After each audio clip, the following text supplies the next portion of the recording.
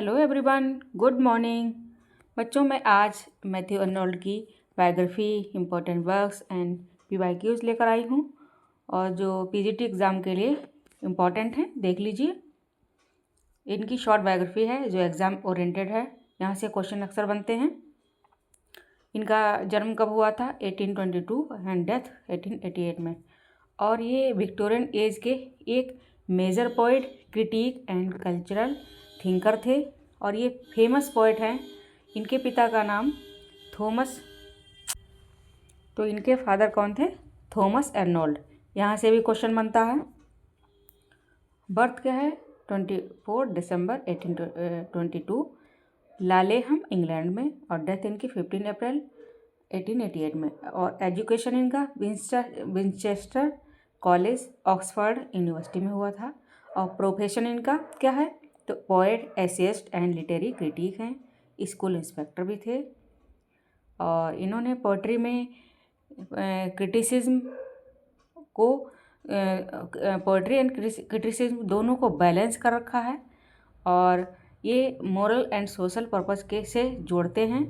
और Victorian society के spiritual crisis, loss को और फेथ को इन्होंने मॉडर्न कन्फ्यूजन में उनके जो भी वर्क्स हैं उनमें उनका कंसर्न दिखता है।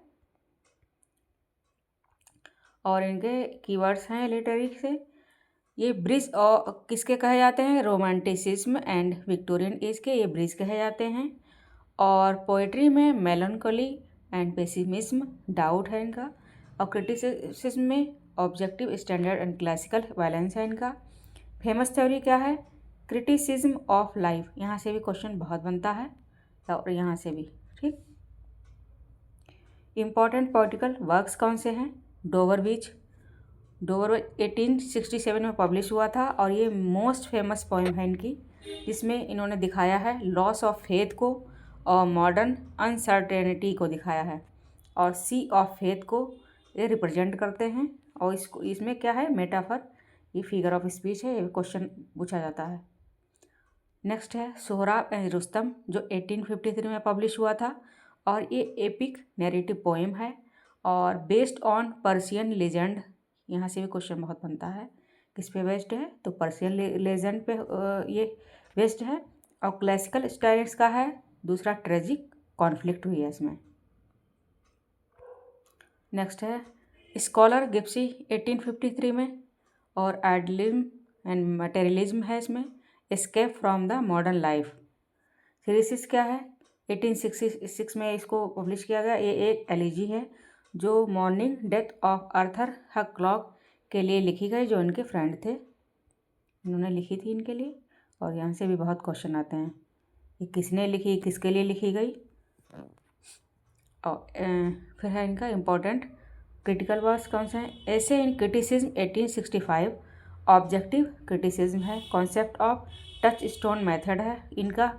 अगर मेथड पूछा है तो यहाँ से भी क्वेश्चन बहुत आता है, तो ये टच स्टोन मेथड है इनका।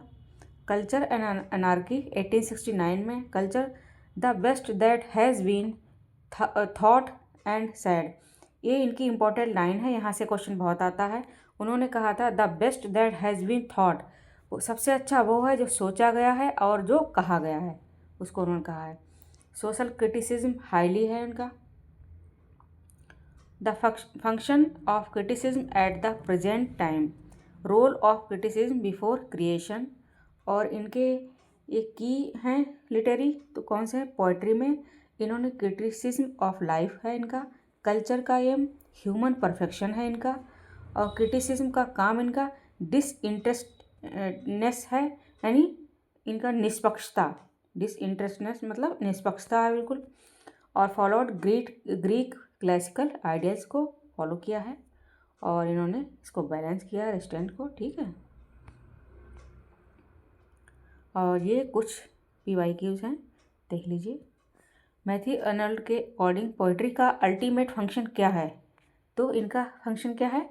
ये criticism of life under the condition fixed the law of poetic truth and beauty है। ठीक है, अर्नोल्ड ने पोइट्री को मोरल और इंटेलेक्चुअल फ्रेमवर्क में देखा है। ये उनका मोस्ट क्वाइटेड डेफिनेशन है।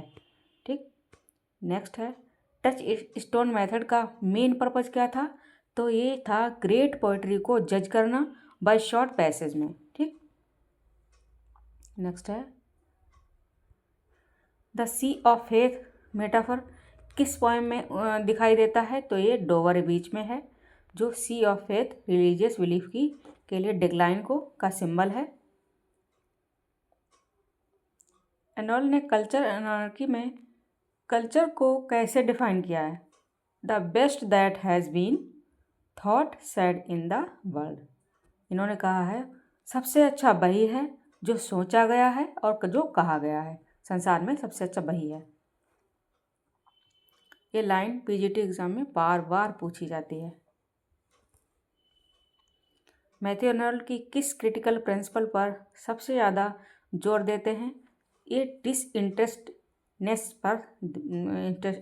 डिसइंटरेस्टेडनेस पर जोर देते हैं, जिसका मतलब है निष्पक्षता। ठीक, सोहराब एंड रुस्तम किस लिटरेरी ट्रेडिशन से इन्फ्लुएंस हैं? ये क्लासिकल एपिक ट्रेडिशन से हैं। स्टाइल, टोन और नैरेटिव क्लासिकल एपिक के जैसे हैं। द स्कॉलर गिप्सी का सेंट्रल कॉन्फ्लिक्ट क्या है? तो आइडियलिज्म और मटेरियलिज्म है। ठीक, scholar gipsy poem modern mechanical life से एस्केप का सिंबल है। आर्नल्ड के अकॉर्डिंग क्रिटिसिज्म का सही रोल क्या है? सही रोल है क्रिएटिव एक्टिविटी के लिए एटमॉस्फेयर प्रिपेयर करना, ऑथर की बायोग्राफी एक्सप्लेन करना। नहीं, the function of criticism at the present time, इनका था the function of criticism at the present time का कोर आइडिया है। मैथ्यू आर्नल्ड को कौन सा टाइटल दिया गया जाता है? तो इनका poet of melancholy and doubt. उनकी पोइट्री में सैडनेस, अनसर्टेनिटी और फेथ लॉस डोमिनेंट है। आर्नल्ड के क्रिटिसिज्म का सबसे बड़ा लिमिटेशन क्या माना जाता है? तो इनका जो है over emphasis of classical standard. Critics कहते हैं कि आर्नल्ड मॉडर्न एक्सपेरिमेंटेशन को कम वैल्यू देते हैं।